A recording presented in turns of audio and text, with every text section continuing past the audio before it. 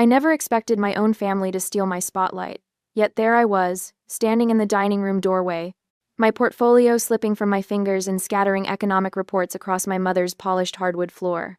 The sound of papers hitting the ground barely registered as I stared at the bizarre tableau before me. And then, I'll say, before my brilliant sister shares her economic insights, let me warm up the crowd with a few words about our family's charitable history. Bianca practiced, her voice projecting to an imaginary audience. She stood beside the mahogany china cabinet, one hand gesturing gracefully while Mother nodded with approval from her seat at the table. "Perfect tone, darling," Mother said. "Not too formal, but establishes the proper context."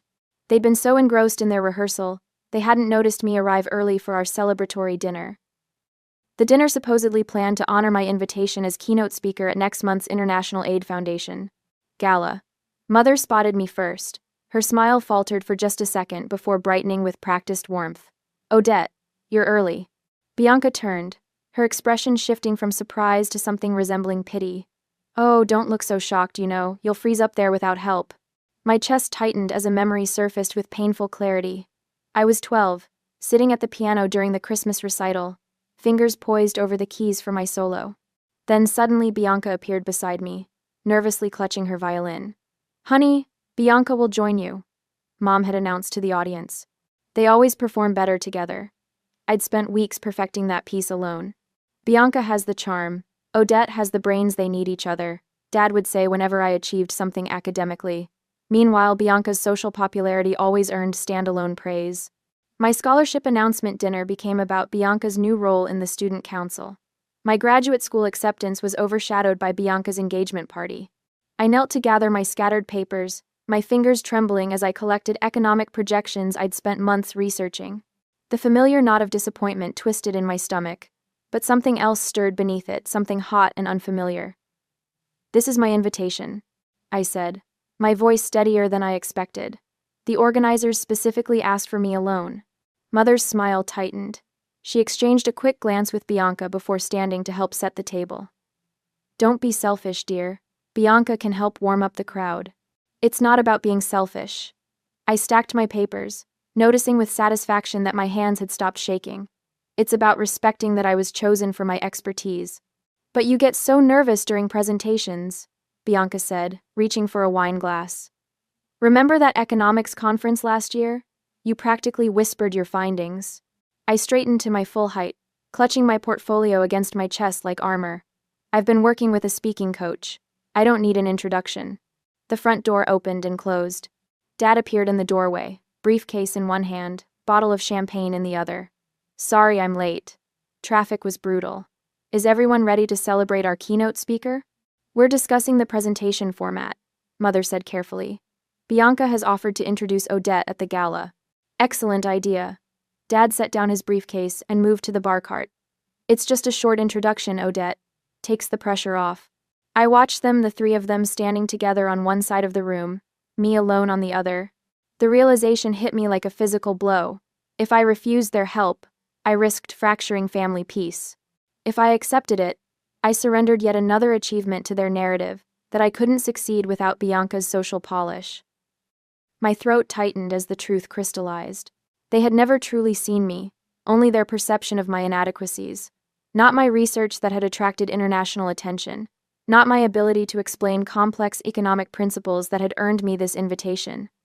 They saw only what I had been at 12, the quiet girl who needed her sister to complete her. I squared my shoulders. "No introductions. This is my presentation. Mine alone." The air in the room shifted. This wasn't our usual script, and for once, I didn't care. 2 days later, the subject line glared back at me from my laptop screen. URI, International Aid Foundation Gala, Contingency Plan. My stomach clenched as I clicked on the email, already knowing what I'd find but hoping desperately to be wrong. "Dear Miss Bennett," Bianca had written to the event organizer. "While my sister is certainly qualified to discuss economic theory, she sometimes struggles with public speaking. I'd be happy to step in if she gets nervous or runs short on material. Our parents agree this arrangement would benefit everyone involved." The room tilted sideways. I gripped the edge of my desk, dizzy with disbelief. This wasn't just passive acceptance of our parents' favoritism, this was active sabotage. Bianca had gone behind my back to undermine me directly with the event organizers. What hit harder was seeing my parents copied on the email.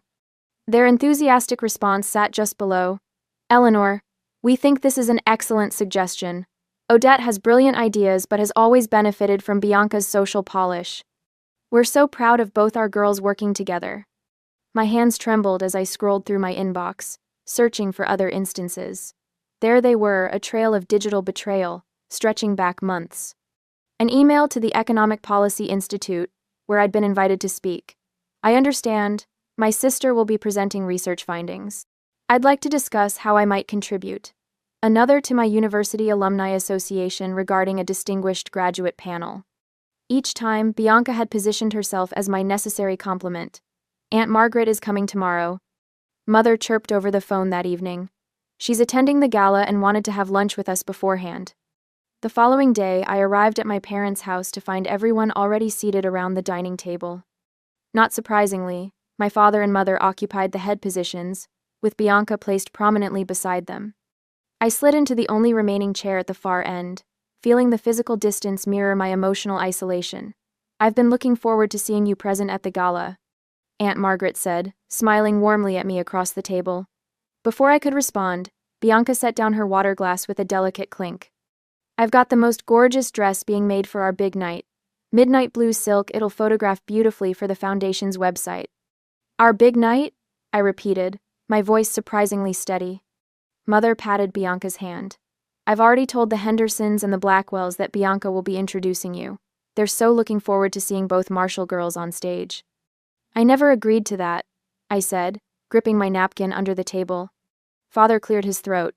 "I mentioned to Eleanor that Bianca could fill in if your speech runs short. The foundation needs to maintain donor interest throughout the presentation." My fork clattered against my plate. "You did what?" I caught Aunt Margaret watching me, her eyes narrowing slightly as she observed my family's casual dismantling of my achievement. The stakes suddenly crystallized in my mind. This wasn't just about one speech.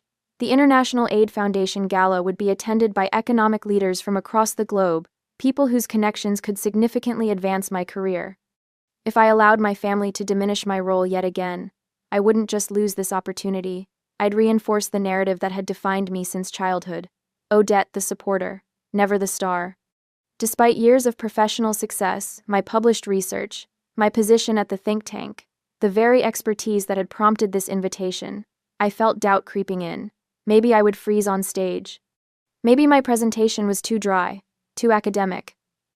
The familiar weight of insecurity pressed against my chest. "This will continue forever if you don't stop it now," a small voice whispered inside me. "Odette, we invested a lot in your education," Father said, mistaking my silence for acquiescence. "Now it's time to be a team player. The family has always supported you." The lunch dragged on, with Bianca dominating the conversation with details about her dress, her planned remarks, even suggestions for how I should style my hair. I sat quietly, picking at my food, feeling increasingly invisible in my own story. As everyone moved to the living room for coffee, Aunt Margaret held back, touching my arm lightly. "I need to tell you something," she said, her voice low but firm. "I've watched this happen for 30 years, first with your mother and me, now with you and Bianca. It's time you stood up for yourself." Her words lingered as I drove home that evening, my thoughts churning with painful clarity. The question that had haunted me throughout my life now demanded an answer. Should I fight for my moment even if it meant potentially damaging these lifelong relationships, or find a way to compromise without completely surrendering my spotlight? The email from Bianca still sat open on my laptop when I arrived home, her words no longer shocking but illuminating, showing me exactly what I was up against and what I stood to lose if I remained silent. Monday morning brings an ambush I should have anticipated. My phone buzzes with notifications as I step into the elevator at work. Bianca's latest Instagram post shows her beaming at the camera, shopping for the perfect outfit to help my brilliant but shy sister at her big charity event. Proud sister, family support. Family support. My stomach twists as I scan the comments. 37 likes already, including from 3 of my colleagues. Dr. Marshall. Karen from Accounting waves as I enter the break room. "Your sister seems so excited about introducing you at the gala. Is public speaking not your thing?" I force a smile. Actually, I'm the keynote speaker. Bianca isn't officially part of the program. Oh, Karen's eyebrows lift. I just assumed since she mentioned helping you. That's what sisters do, I guess. By lunchtime, whispers follow me down the hallway. I catch fragments as I pass the conference room, through family connections probably, and, as sister knows everyone in charity circles. The final blow lands at 3 o'clock. North. My office phone rings. Odette, could you stop by? My boss, Director Williams, sounds strangely formal. Something's come up regarding the International Aid Foundation event. In his office, he gestures to the chair across from his desk. Your mother called this morning. The words hit like ice water. My mother called you?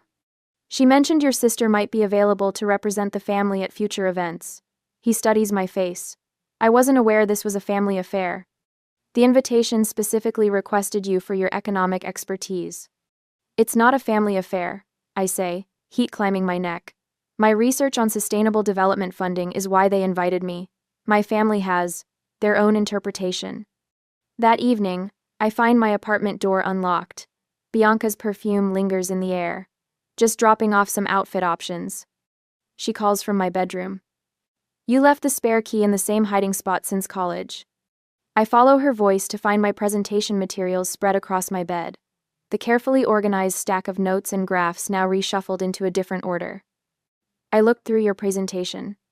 Bianca says, holding up a page marked with her looping handwriting. I highlighted the parts you should emphasize and added some transitions to make it more audience-friendly. My throat tightens. You changed my presentation without asking? Just little tweaks. She waves dismissively. You always get so technical. Regular people tune out.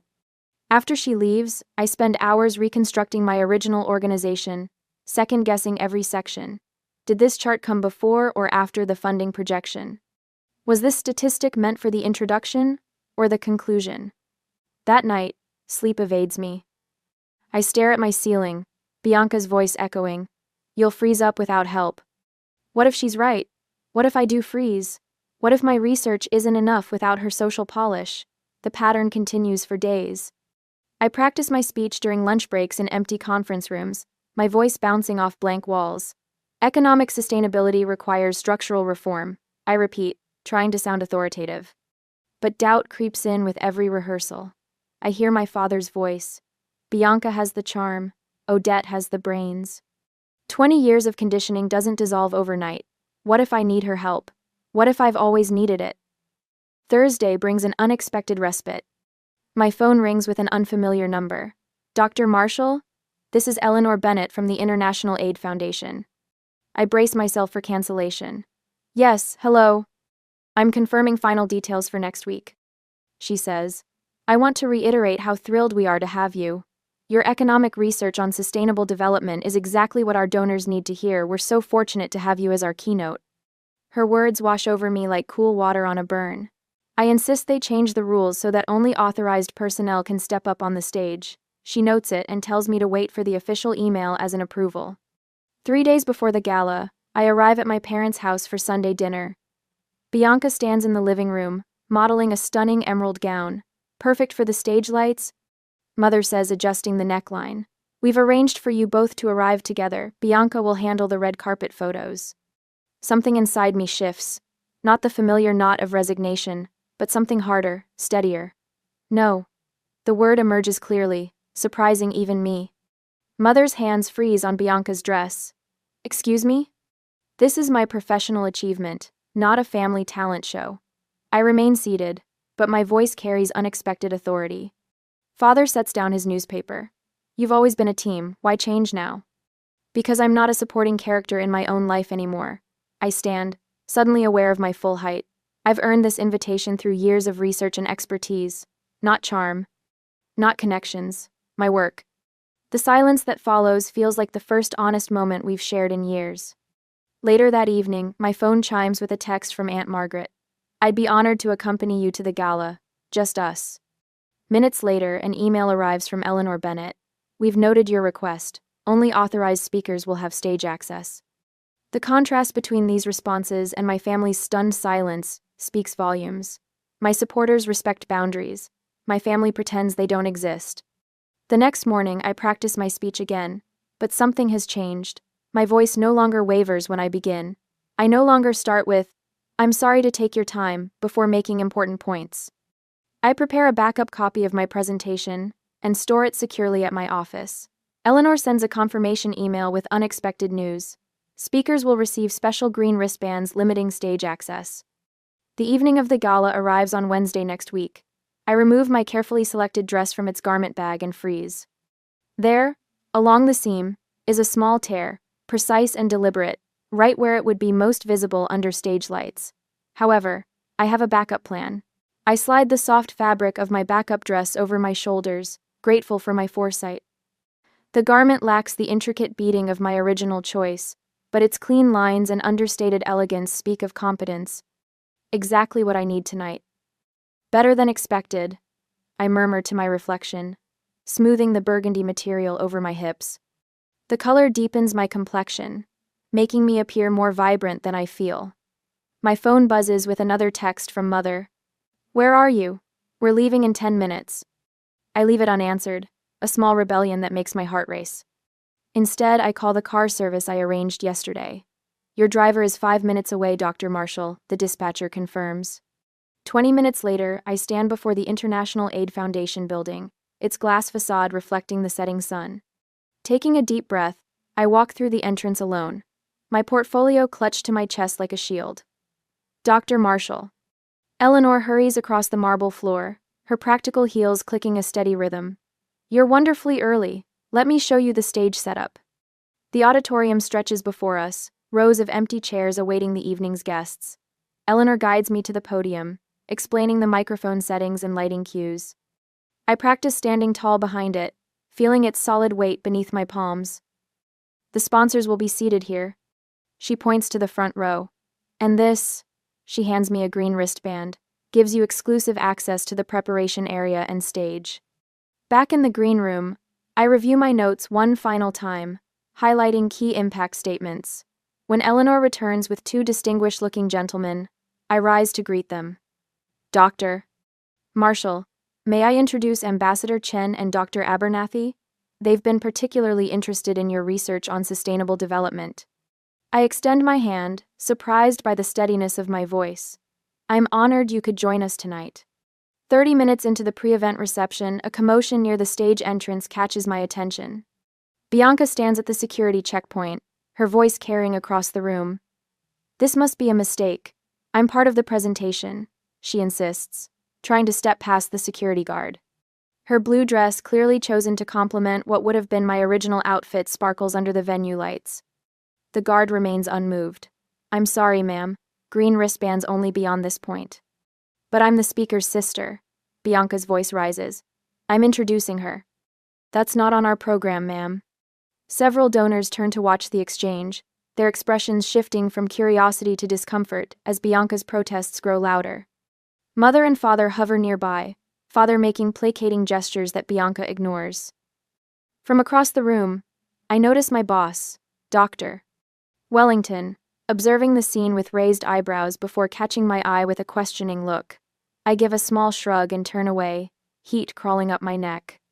As I watch my sister being escorted back to her table, I wonder, should I acknowledge the awkward moment when I take the stage, or simply proceed as if nothing happened? Would addressing it head-on clear the air, or just create more drama? The seating arrangement tells its own story. Aunt Margaret deliberately chooses a table near the front, separate from my family. She gives me a reassuring nod when our eyes meet. Dr. Reynolds, my colleague from the think tank, positions himself at a strategic angle from my family's table.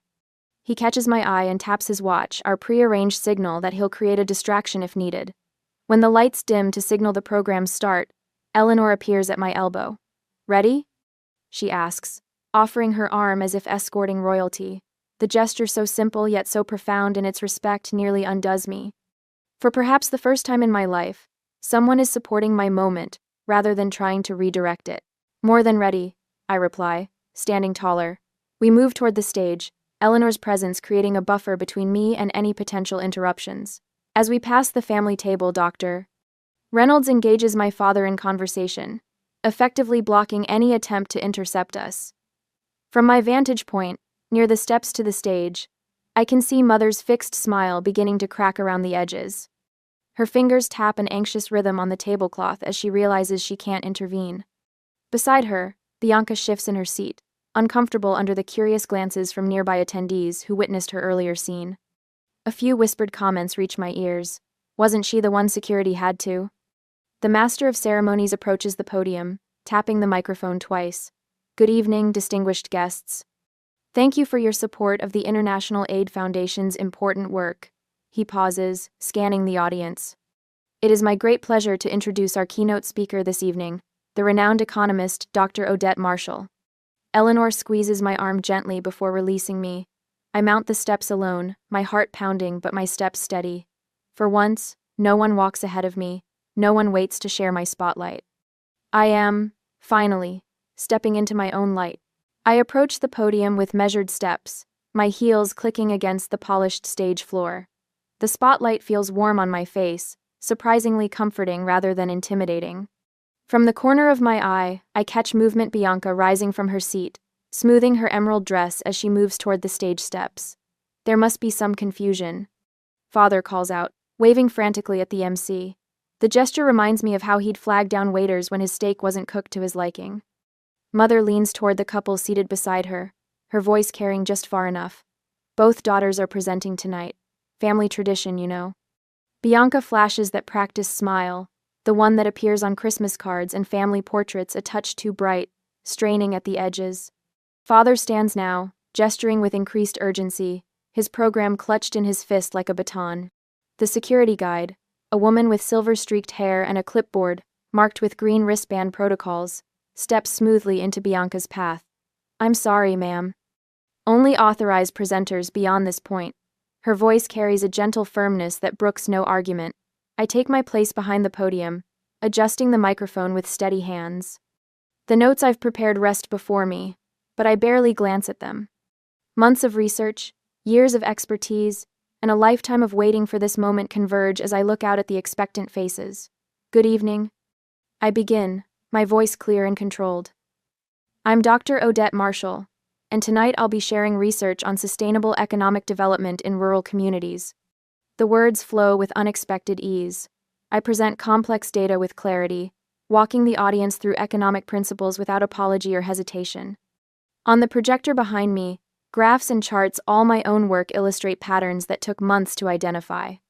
I'd like to acknowledge those who truly supported me through this research journey, I say, meeting Aunt Margaret's gaze. She sits straight-backed at her table, nodding with unmistakable pride. Eleanor Bennett, seated near the front, smiles encouragingly. Pens scratch against notepads throughout the room. Several attendees type rapidly on tablets. The CEO of Global Resources leans forward, elbows on the table, entirely focused on my analysis of resource allocation models. My research demonstrates conclusively, I continue, warming to my theme, that when we empower overlooked voices within economic systems, everyone benefits, not just those previously marginalized, but entire communities. The spotlight intensifies as I move toward my conclusion. My shadow stretches long across the stage floor, somehow larger than I remember it being. The audience sits captivated. Even the waitstaff have paused to listen. Before concluding tonight, I say, I'd like to share a personal observation about economic empowerment. I straighten my shoulders, feeling taller than I have in years. Throughout my research, I've observed that sustainable growth only occurs when individuals learn to step into their own light to claim their rightful place, rather than existing in someone else's shadow. From the family table, Bianca begins applauding prematurely, a little too enthusiastically. That's exactly what our family has always. Excuse me, interrupts a silver-haired woman I recognize as the chairperson of International Aid. I'd like to hear the rest of Dr. Marshall's analysis. Her tone is polite but firm, silencing Bianca instantly. The interruption creates a ripple of murmurs. All eyes return to me, not to my sister, not to my parents, but to me alone. My family for once becomes irrelevant background players rather than directors of my narrative. I stand taller, my voice strengthening with each word. When we create systems that validate every voice based on merit rather than privilege or connection, we don't just achieve economic balance, we restore human dignity. And dignity, I say, making eye contact with donors around the room, is the foundation upon which all sustainable futures must be built. The applause begins before my final words fade. It swells through the ballroom, thunderous and sustained. The MC returns to the stage, shaking my hand vigorously. "Ladies and gentlemen," she announces, "I'm thrilled to share that tonight's event has generated record-breaking donation pledges. Dr. Marshall's research has clearly struck a chord." As I step away from the podium, several people rise from their seats, approaching with business cards extended. I recognize the logos of international organizations I've long admired: the World Bank, United Nations Development Program, Global Economic Forum. "Dr. Marshall, we'd love to discuss implementing your resource allocation model in our Southeast Asia initiative," says one. "Your analysis on microfinance applications is exactly what our Africa program needs," adds another. Across the room, my family sits in uncharacteristic silence. Mother leans toward Bianca, whispering urgently, her hand gripping my sister's wrist. Bianca's expression registers something I've never seen there before, not anger or jealousy, but genuine shock, as though witnessing something she'd believed impossible. For the first time in my life, I feel no urge to check their reactions or seek their approval. The spotlight is exactly where it belongs. The morning sunlight streams through floor-to-ceiling windows as I stand at the podium, surveying the crowded conference room of the International Economic Summit. 6 months have passed since the gala, and here I am, not just participating, but leading the discussion on sustainable development frameworks. Before we break for lunch, I'd like to introduce Dr. Helena Rivera, whose groundbreaking research on agricultural economics complements our morning session, I announce, my voice carrying confidently to the back of the room without the microphone amplification I once relied on. The words flow naturally now, without the preparatory throat-clearing or apologetic preambles that once punctuated my speech. When a question comes from the back about conflicting datasets, I don't hesitate or glance around for support. That discrepancy actually highlights a critical point about methodology, I respond, stepping away from the podium to engage directly. The room leans forward collectively, notepads ready. Even Ambassador Thornton, notorious for his skepticism, nods with grudging approval. My colleagues no longer preface my introductions with qualifiers like, "though she's rather quiet," or "despite her reserved nature." Now they simply defer to my expertise with phrases like, "as Dr. Marshall established in her recent publication," or "following Odette's framework." The transformation isn't just in how they see me, but in how I occupy space, shoulders back, eyes level, voice steady. Later that evening, I find myself back at my parents' dining room table, the scene of countless diminishments.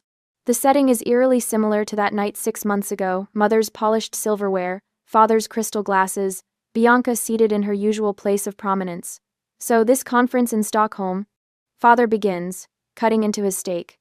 "Will you be presenting alone or as part of a panel?" "Solo presentation, followed by a roundtable discussion," I answer, noticing how my appetite remains steady, unlike previous family dinners when anxiety would knot my stomach.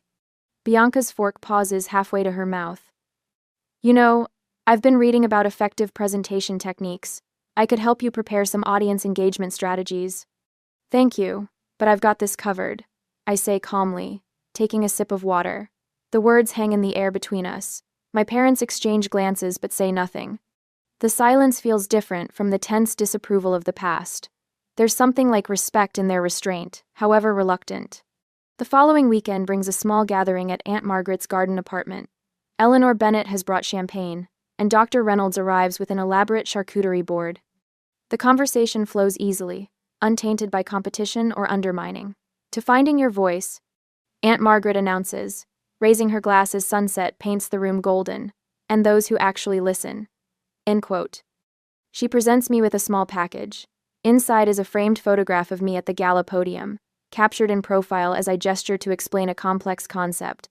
The audience faces me, fully engaged. The silver frame bears a small engraved plate, "Your Spotlight." Back in my office a week later, I review the invitation that arrived this morning. The World Economic Forum wants me to deliver a keynote address on sustainable growth models. The walls around me now display framed awards and recognitions earned over the past 6 months. My calendar has transformed from the carefully blank expanses I once maintained to accommodate family expectations into a colorful tapestry of speaking engagements, consultations, and research presentations. My phone buzzes on the desk, Mother's name appears on the screen. She's called 3 times this week, each conversation slightly less awkward than the last. This time, she asks, tentatively, if they might attend my presentation at next month's local business forum. As I look at my mother's name on my phone screen, I wonder if family relationships can truly evolve or if some boundaries must remain permanent. Is it possible to forgive those who diminished you for years without allowing them to do it again, or is maintaining distance the only way to preserve your hard-won confidence?